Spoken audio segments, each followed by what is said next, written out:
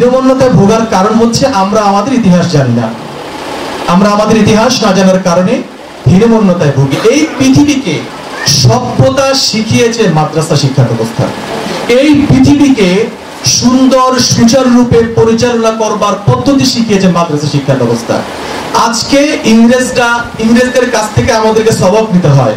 ইংরেজদের কাছ থেকে আমরা সার্টিফিকেট অর্জনের জন্য আমেরিকাতে যাই, ক্যামব্রিজে যাই, অক্সফোর্ডে যাই।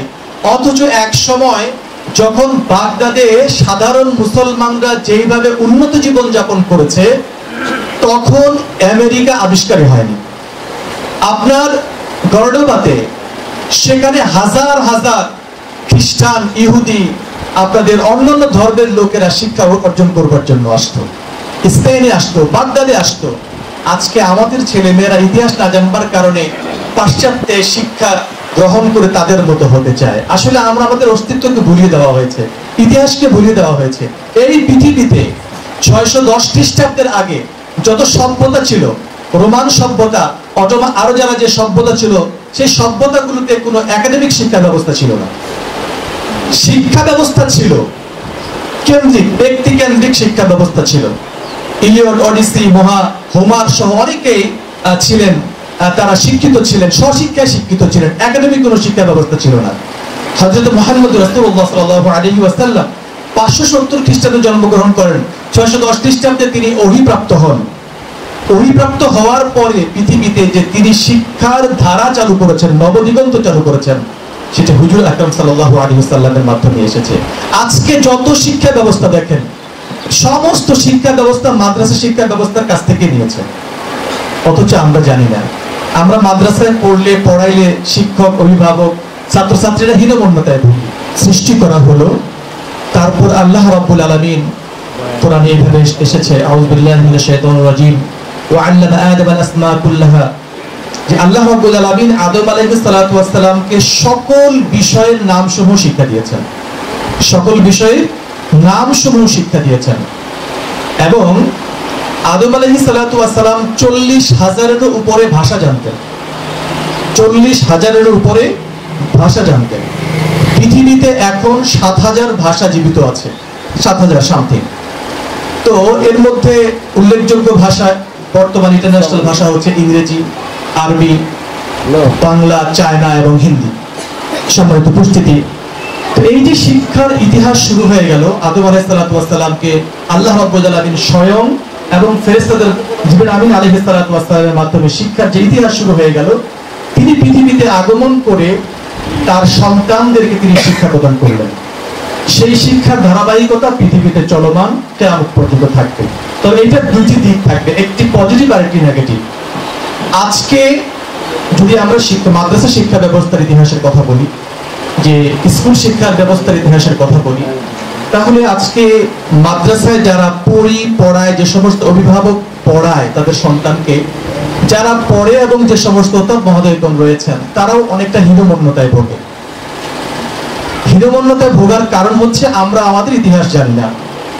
আমরা আমাদের ইতিহাস না জানার কারণে হীনমন্যতায় ভুগি। এই পৃথিবীকে সভ্যতা শিখিয়েছে মাদ্রাসা শিক্ষা ব্যবস্থা। এই পৃথিবীকে সুন্দর সুচারুরূপে পরিচালনা করবার পদ্ধতি শিখিয়েছে মাদ্রাসা শিক্ষা ব্যবস্থা। আজকে ইংরেজদের কাছ থেকে আমাদেরকে সবক নিতে হয়। ইংরেজদের কাছ থেকে আমরা সার্টিফিকেট অর্জনের জন্য আমেরিকাতে যাই, ক্যামব্রিজে যাই, অক্সফোর্ডে যাই। অথচ এক সময় যখন বাগদাদে সাধারণ মুসলমানরা যেইভাবে উন্নত জীবন যাপন করেছে, তখন আমেরিকা আবিষ্কারই হয়নি। আপনার গর্ডবাতে সেখানে হাজার হাজার খ্রিস্টান, ইহুদি, আপনাদের অন্যান্য ধর্মের লোকেরা শিক্ষা অর্জন করবার জন্য আসতো, স্পেনে আসতো, বাগদাদে আসতো। আজকে আমাদের ছেলে মেয়েরা ইতিহাস না জানবার কারণে পাশ্চাত্যে শিক্ষা গ্রহণ করে তাদের মতো হতে চায়। আসলে আমরা আমাদের অস্তিত্বকে ভুলিয়ে দেওয়া হয়েছে, ইতিহাসকে ভুলিয়ে দেওয়া হয়েছে। এই পৃথিবীতে 610 খ্রিস্টাব্দের আগে যত সভ্যতা ছিল, রোমান সভ্যতা, অটোমান, আরো যারা যে সভ্যতা ছিল, সেই সভ্যতাগুলোতে কোনো একাডেমিক শিক্ষা ব্যবস্থা ছিল না। শিক্ষা ব্যবস্থা ছিল কেন্দ্রিক, ব্যক্তি কেন্দ্রিক শিক্ষা ব্যবস্থা ছিল। ইলিয়ড, অডিসি, হোমার সহ অনেকেই ছিলেন, তারা শিক্ষিত ছিলেন, স্বশিক্ষায় শিক্ষিত ছিলেন, একাডেমিক কোনো শিক্ষা ব্যবস্থা ছিল না। হযরত মুহাম্মদ রাসূলুল্লাহ সাল্লাল্লাহু আলাইহি ওয়াসাল্লাম 570 খ্রিস্টাব্দে জন্মগ্রহণ করেন, 610 খ্রিস্টাব্দে তিনি ওহীপ্রাপ্ত হন। ওহীপ্রাপ্ত হওয়ার পরে পৃথিবীতে যে তিনি শিক্ষার ধারা চালু করেছেন, নবদিগন্ত চালু করেছেন, সেটা হুজুর আকরাম সাল্লাল্লাহু আলাইহি ওয়াসাল্লামের মাধ্যমে এসেছে। আজকে যত শিক্ষা ব্যবস্থা দেখেন, সমস্ত শিক্ষা ব্যবস্থা মাদ্রাসা শিক্ষা ব্যবস্থার কাছ থেকে নিয়েছে, অথচ আমরা জানি না। আমরা মাদ্রাসায় পড়লে পড়াইলে শিক্ষক, অভিভাবক, ছাত্রছাত্রীরা হীনমন্যতায় ভুগি যে আমরা বুঝি ছোট। নো, আপনি ছোট না, আপনি শিক্ষা ব্যবস্থার মূল জায়গায় রয়েছেন, মূল জায়গায় রয়েছেন। আমি যদি আপনাদেরকে ইতিহাসের দিকে নিয়ে যাই, যদি জিজ্ঞাসা করি পৃথিবীর প্রথম বিশ্ববিদ্যালয়ের নাম কি, আমার যারা অনেক বড় শিক্ষিত তারাও বলতে পারে না যে পৃথিবীর প্রথম বিশ্ববিদ্যালয়ের নাম কি।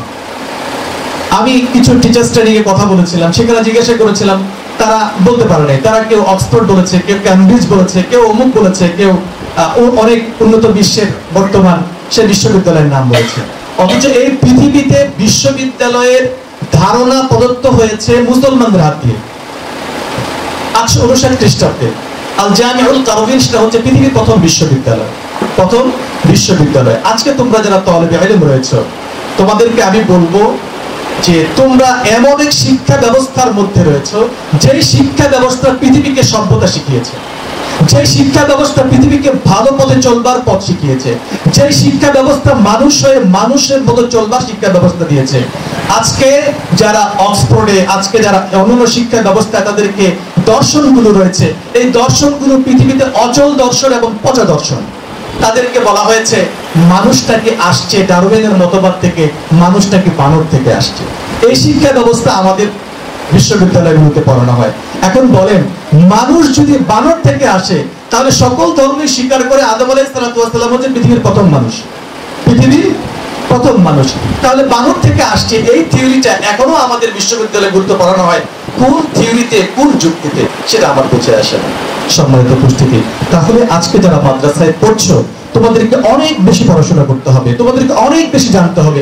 আজকে আমাদের দুঃখের বিষয় হলো সত্য যে আজকে আমরা 500 টাকা দিয়ে বার্গার খেতে পারি, কিন্তু 50 টাকা দিয়ে একটা বই কিনতে রাজি না। আমরা হোটেলে বসে 1000 টাকা বিল দিতে পারি, অথচ 300 টাকা দিয়ে একটা বই কিনতে রাজি না। আজকে মুসলমানদের ঘর থেকে বই শূন্য হয়ে গেছে, আমাদের বই নেই, আমরা বই পড়ি না। অনেক ওলামা হযরতগণ পাশ করে আসার পর আর বইয়ের কাছে খুব কম যান, অথচ তালেবে ইলমদেরকে পড়ানোর আগে নিজে পড়ে ক্লাসে না যাওয়া, ক্লাসে যাওয়া এটা তার জন্য উচিত নয়। আমি জামিয়া মোহাম্মদিয়া আরাবিয়া মোহাম্মদপুরে আমার ওস্তাদ ছিলেন মাওলানা সিদ্দিক আহমদ সাহেব, তার কথা আমি সব জায়গায় বলি। তিনি আমাদেরকে উর্দু কি পেহলি কিতাব পড়াতেন। রাত্রে 11টার সময় তার রুমে গিয়েছি, অনেক বৃদ্ধ মানুষ ছিলেন, উনি মারা গেছেন গত রমজানের আগের রমজানে। আমার বাবা যেদিন মারা যায় ওই দিনই মারা গিয়েছেন। তো তিনি রাত্রে 11টার সময় তার রুমে গিয়েছি, দেখি তিনি উর্দু কি পেহলি কিতাব পড়ছে। তো তিনি ক্লাসে, আমরা তাকে ওস্তাদজি বলতাম, কিন্তু ক্লাসের বাইরে বলতাম দাদু। উনি বলতো আমাদেরকে দাদু করে বলবা, আমাকে দাদু বলবা। আমাকে তিনি খুব মহব্বত করতেন। তো আমি গিয়ে বলতেছি ইয়ারকির মতো করে, দাদু তুমি এখনো উর্দু কিতাব পড়ো? বোমা পানে পড়ে, তুমি এখনো উর্দু কিতাব পড়ো? তাকে বলতেছি। তিনি আমাকে বললেন, দাদু কালকে যে তোমাদেরকে পড়াবো এটা আমি আজকে পড়তেছি, এটা আমি আজকে পড়তেছি। অথচ আজকে আমাদের ওস্তাদগণ ক্লাসে না পড়ে যাওয়ার মতো দুঃসাহস করেন। সম্মানিত উপস্থিতি, আপনারা অনেক পড়তে হবে, ছাত্রদেরকে অনেক পড়তে হবে, অনেক বেশি পড়তে হবে। আমরা এমন এক জাতি, মাহমুদুল হাসান টঙ্কি ভারতবর্ষের একজন মানুষ, তিনি একাই 42,000 পৃষ্ঠার বই লিখেছেন। 42,000 পৃষ্ঠা, 42,000 পৃষ্ঠার বই দিয়ে একটা লাইব্রেরি করা সম্ভব। তিনি একাই একটা বই লিখেছেন, এত বড়।